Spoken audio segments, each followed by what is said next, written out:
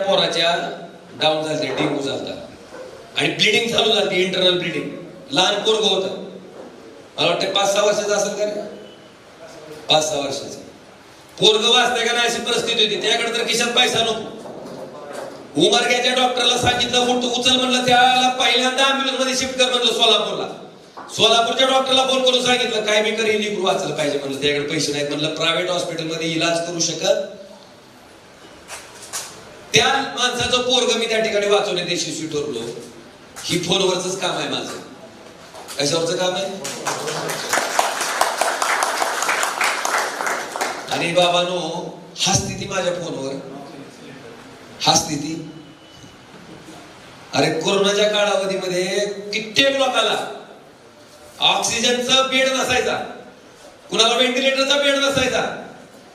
कुठल्याही हॉस्पिटलमध्ये, प्रायव्हेट हॉस्पिटलमध्ये चौकशी करा,